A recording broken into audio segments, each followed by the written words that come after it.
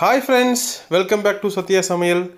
இன்னைக்கு நம்ம சத்யா சமையல்ல ஒரு பொரியை வச்சு எவ்வளவு ஈஸியா சிம்பிளான ஒரு ரெசிபி பண்ணலாம் அதாங்க பார்க்க போறோம். இந்த ரெசிபி பார்த்தீங்கன்னா கர்நாடகால வந்து ரொம்ப ஃபேமஸ்ங்க. பொரியை வச்சு இனிப்பு பொரி பண்ணலாம், நீங்க கார பொரி பண்ணலாம். இந்த மாதிரியும் நீங்க ட்ரை பண்ணி பாருங்க. இது ஈவினிங் ஸ்நாக்ஸ் சூப்பரா இருக்கும். அதே மாதிரி நீங்க மார்னிங் பிரேக்ஃபாஸ்ட்டுக்கும் ரொம்ப நல்லா இருக்குங்க. இந்த டிஷ்ஷை நீங்க வீட்ல ட்ரை பண்ணி பார்த்துட்டு எப்படி இருந்துச்சு அப்படிங்கறத கமெண்ட் பாக்ஸ்ல டைப் பண்ணுங்க. நான் 3 கப் அளவுக்கு பொரி எடுத்திருக்கேன்.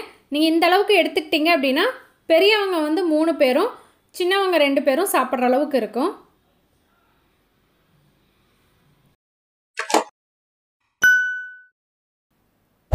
இதில் வந்து 2 கப் அளவுக்கு நம்ம தண்ணி சேர்த்துக்கலாம். தண்ணி சேர்த்துட்டு பொரியை வந்து ரொம்ப நேரம் ஊற விட வேண்டாம். உங்களுக்கு தண்ணி சேர்த்துனதுமே பொரியிலேருந்து சத்தம் வந்து பொரி வந்து சாஃப்டாக ஆரம்பிக்கும். அந்த முறுமுறுத்தன்மை வந்து குறைஞ்சு சாஃப்டாக ஆரம்பிக்கும் போது தண்ணியை வந்து சுத்தமாக வடிச்சிட்டு நம்ம வந்து எடுத்துக்கலாம். கொஞ்சம் கூட வந்து தண்ணி இருக்கக்கூடாது. ரொம்ப நேரம் விட்டுறாதீங்க, பொரி வந்து குழஞ்ச மாதிரி ஆகிரும். நம்ம தண்ணி விட்டதும் பொரியிலேருந்து வரக்கூடிய சத்தம் அடங்கினதுமே நீங்கள் வந்து எடுத்துருங்க. இப்போ கடாயில் வந்து 1 டேபிள் ஸ்பூன் அளவுக்கு எண்ணெய் சேர்த்துக்கலாம். இதில் வந்து 3 டேபிள் ஸ்பூன் அளவுக்கு நிலக்கடலை சேர்த்துக்கிறேன். நான் இன்றைக்கி வந்து வறுக்காத நிலக்கடலை சேர்த்துருக்கிறதுனால எண்ணெயில் சேர்த்து நம்ம முதல்ல வறுத்துக்கலாம். நீங்கள் வறுத்த நிலக்கடலை பயன்படுத்துகிறீங்க அப்படின்னா கடுகெல்லாம் போட்டதுக்கப்புறமா நம்ம வந்து சேர்த்துக்கலாம். இப்போ நிலக்கடலை வந்து வறுபட்டுருச்சு. இதில் வந்து 1/4 ஸ்பூன் அளவுக்கு கடுகு சேர்த்துக்கலாம். அதே மாதிரி 1/4 ஸ்பூன் அளவுக்கு சீரகம் சேர்த்துக்கலாம்.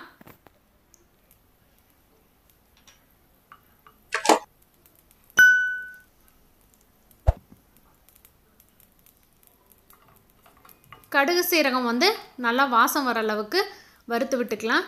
இதில் வந்து பெரிய வெங்காயம் 1 கொஞ்சம் பெரிய சைஸாக எடுத்திருக்கேன்.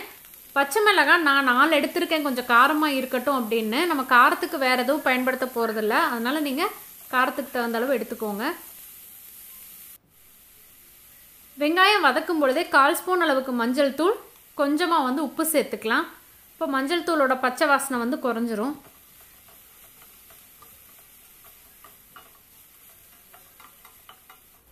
இப்போ பாருங்கள், வெங்காயம் வந்து ஓரளவுக்கு வறுபட்டு வந்துருச்சு. இதில் வந்து சின்னதாக ஒரு தக்காளி பழமும் கொஞ்சமாக கருவேப்பிலையும் சேர்த்து கொஞ்சமாக தக்காளிக்கு வந்து உப்பு சேர்த்துக்கலாம். நீங்கள் பொரி வந்து உப்பு பொரியா உப்பு இல்லாத பொரியாங்கிறத பார்த்தா அதுக்கு தகுந்த அளவுக்கு உப்பு சேர்த்துக்கோங்க. தக்காளி வந்து இந்த அளவுக்கு வதங்கினா போதும். இதில் வந்து நம்ம ஏற்கனவே தண்ணியில் நனைச்சி வச்சுருக்க பொரியை வந்து சேர்த்துக்கலாம். நல்லா ஒரு வாட்டி வெங்காயம் தக்காளி எல்லாமே வந்து பொரியில் படுற மாதிரி வந்து கலந்து விட்டுக்கலாம். பொரியை வந்து நல்லா கலந்ததுக்கப்புறமா நான் இன்றைக்கி வந்து 2 டேபிள் ஸ்பூன் அளவுக்கு பருப்பு பொடி சேர்த்துக்கிறேன். இந்த பொடி சேர்த்துறதுனால வந்து உங்களுக்கு இந்த பொரியில் இருக்கக்கூடிய பிசுபிசுப்பு தன்மை குறைஞ்சி வந்து நல்லா ட்ரையாகவும் ஒரு கிறிஸ்பாகவும் இருக்கும், ஒரு கோட்டிங் மாதிரி. அதுக்காக நம்ம வந்து கடைசியில் சேர்த்து லைட்டாக வறுத்து விட்டு எடுத்துக்கலாம். இதுக்கு பதிலாக நீங்கள் கடலை மாவு சேர்த்துக்கலாம், இல்லைன்னா நிலக்கடலையினுடைய பொடியும் சேர்த்துக்கலாம். இந்த பருப்பு பொடி எப்படி பண்ணுறதுங்கிற ரெசிபியும் நம்ம சேனலில் இருக்குது, அதுவும் நீங்கள் செக் பண்ணி பாருங்கள். நான் லிங்க் வந்து டிஸ்கிரிப்ஷன் பாக்ஸில் கொடுக்குறேன். இப்போ கலந்து விட்டுட்டு நம்ம வந்து கொத்தமல்லி தழை தூவி இறக்கிடலாம். கொஞ்சமாக புளிப்பு பிடிக்கும்னா எலுமிச்சம்பழ சாறு கூட சேர்த்துக்கலாம். கண்டிப்பாக ஈஸியான இந்த ஸ்நாக்கை வந்து நீங்களும் ட்ரை பண்ணி பாருங்கள். வீடியோ பிடிச்சிருந்தா உங்கள் ஃப்ரெண்ட்ஸ் எல்லாத்துக்கும் ஷேர் பண்ணுங்கள், லைக் பண்ணுங்கள், கமெண்ட் பண்ணுங்கள். மறக்காமல் நம்ம சேனலை சப்ஸ்கிரைப் பண்ணுங்கள். சுவையாக இருந்துட சுவைத்து பாருங்கள்.